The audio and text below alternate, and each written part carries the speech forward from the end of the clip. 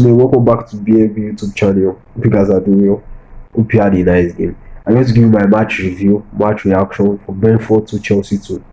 We have bad luck at the G-Tech Stadium, if we are going to be honest. Anytime we go there, you know that there's a start between Chelsea and Brenford that the home team have won only once, like the home team that was Chelsea Brenford, I think December last year. Any team that is at home have not won before. Brenford didn't win that. I hope we win them at Stamford Bridge.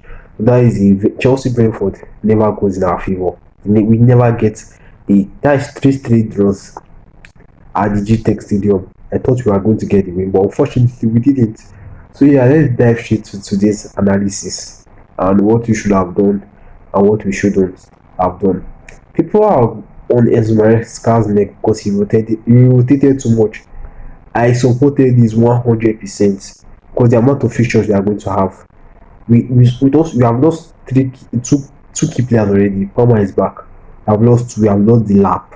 We have lost Coel. We'll get back to Coel later on in the video. We have lost the lap. We have lost Coel, and we have to rotate. To be honest, we can't be playing Kodela every match.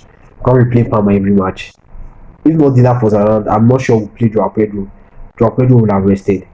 But the importance of the lap was missed today. Like Esmeralda later said in his press conference, someone that can hold the defenders, sit there, a proper 9. So someone like Joao Pedro or even the Palmer can move in the number 10 position. Joao Pedro didn't really have. He did his best, to be honest, because Facundo started well, but he looked lost in the second part of the first half. Gittins too looked lost, and Jala had to look lost. So I think it's better getting a draw now than important players losing players in these fixtures. Because if you get another injury, people like, why did Maresca start this? Why did Maresca do this? Now he rested players. We have Bayern away and we have Manchester United away. If not we got we're 2-0 up against Brentford, Kohola would have not played this match. Maybe Palmer would have entered later on. Maybe Garnacho. Those are the only subs we have done. But unfortunately, we were losing 1-0 at halftime and we had to make a change. The change, we didn't really create much, but we were able to score 2 goals. Those of 2 top finishes from Palmer and Caicedo. So we're very, very lucky with that. Now let's dive into. I want to talk about some players individually. I'm going to put some players in brackets because I'm going to put Facundo, Benanotti, and Jamie Gittins and Gerrard in one bracket because this is their first start for the club. And okay, Gittins is the second start, but these 3 are not journey in the club. Facundo actually looked good, but he looked afraid, especially as the second half, like I said, the second part of the first half. He looked afraid. He looked more confident. He can take one player, but he was afraid to. If he drives the ball, he's looking for the easiest pass. He was afraid to drive at the defense, and something that Pedro has to drop deep and collect the ball and try to drive at the defense. He didn't do that. Jamie Gittins is getting too much hate on the internet, unnecessary hits. I don't know idea. I don't know, maybe it's because of some people are angry at this with Madwiki, or because I didn't even understand the hits. These guys, the developing winger from this team from Dortmund. Give him time. I see how Liverpool are doing with Florian Wirtz. If Florian Wirtz was a Chelsea player, oh my god. And sometimes we wonder why other clubs don't rate our players and we don't get awards from other, because we slander our own players. Like in Nigerian culture, you can't carry your child matter outside. You are slandering your child in front of everybody, and you want people to respect you and your child. No, now the amount of times I know we expect perfection, but it's getting too much. This guy has barely played 4 games. Support him. See how Liverpool are handling Florian Wirtz. Florian Wirtz is even much more high profile, like much more known, and the money is far like times 2, even times 3 of this team of Gittins. But the amount of hits he's getting for Chelsea players is unwarranted. Gittins will come good. I'm very, very sure about that. He's not sure 100%, but I'm very, very sure that Gittins will come through. Gerrard too is adapting to the Premier League. It's just a matter of time before he gets to the pace. So those 2 guys are Facundo.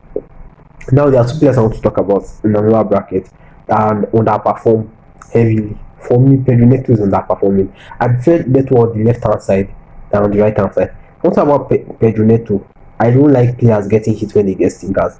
But compared to the other wingers, he does giving a privilege a lot of times. Last season, Madueke was obviously our best winger. Neto did well in the Club World Cup, but the amount of hits other wingers get, he doesn't get up to that. Neto was not good today, especially on the right. Like I said, I prefer him on the left when he can run whipping crosses because his best attribute is actually crossing. Whipping crosses, like the kind of goal he scored against West Ham, blindside when nobody was looking, shoot from the left hand side, find somebody, do the cut back from the left hand side. That's where you really enjoy Neto and assist Cucurella falling back like he did against Hakimi in the Club World Cup. That's when you really enjoy Pedro Neto than on the right. On the right, he looks more predictable, to be honest. Even though he's going to beat someone with pace. On the left, you know that he's going down the byline and you cannot stop him. But on the right, he looks as if he overthinks. Maybe he should cut in, maybe he should beat somebody with pace, maybe he should pass. On the left, you know what you are getting for Pedro Neto. But on the right, so for me, against Bayern, he should just start on the left. And another player is Tosin. We are going to miss Cowell. We are actually going to miss him. Cowell is somebody that, to be honest, I thought he was overrated. But time came on that with time we saw that he actually improved and he became a leader. Tosin is a leader. Tosin is good on the ball, and if he can add to his defending and his speed, he will be very very good for us. But unfortunately, we need that. Tosin, the two goals we considered, the one in this thing, we should have done better. We should have come closer to the striker before he hits the ball. And the same thing with this guy. The same thing with Josh King, the council goal for Fulham. Should have done better. Come closer before they shoot the ball. But unfortunately, he didn't. And we considered both goals. Third goal was disallowed. So Tosin needs to do better. Tosin Chaluba, the other partners look shaky, and it's mainly on Tosin. His defending looks weak. Very on high line. It's something we need to, as well as try times down number, get a centre back. Even though you can't get one on permanent, find one on loan. An experienced centre back. Maybe that can just do a job. Find one on loan. I know we have Anfimini, we have Sa, Cohen is going to come back. Find one on loan. Our three centre back distance, the only way we can do it is Fofana. We start Fofana and Chaluba. Fofana is just a matter of time before he gets to reading, but Fofana is also injury prone. He did what he could do as a right back, to be honest, but he's also injury prone. So Maresca cried time without number. But if you place Fofana and Chaluba, who is going to play the centre back role? Somebody that can play progressive passes. Especially Lavia is almost back. But we need somebody that can hold the ball that way role. Tosin is good at it. So both players of different attributes. We have to find a complete centre back. We have to buy a complete centre back. Player that is aggressive, player that is good on the ball, player that is good on passes. That I just describe Bastoni, to be honest.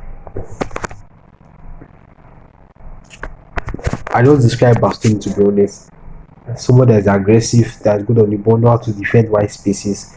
A lot of players we have, they have the errors. Bastoni is flawless, but Bastoni will cost a lot. That is the kind of profile we should be looking for. So let me know in the comment section if you agree what I'm saying. The Gittins, Palmer with the world class goal. I even barely talked about Palmer. Palmer came off the bench and you know what to get from Palmer. Even despite being 3 weeks out, he tried his best. He should have buried 2 chances. The Garnacho one and I think the Pedro Neto one. He should have buried those chances and we have won the game. But unfortunately, he didn't. He can't do that every match. So I'm going to let that slide. And I think everybody should. Nobody's basically talking about it. So let me know in the comment section if you agree what I'm saying and what you expect from the Bayern match. Thank you very much.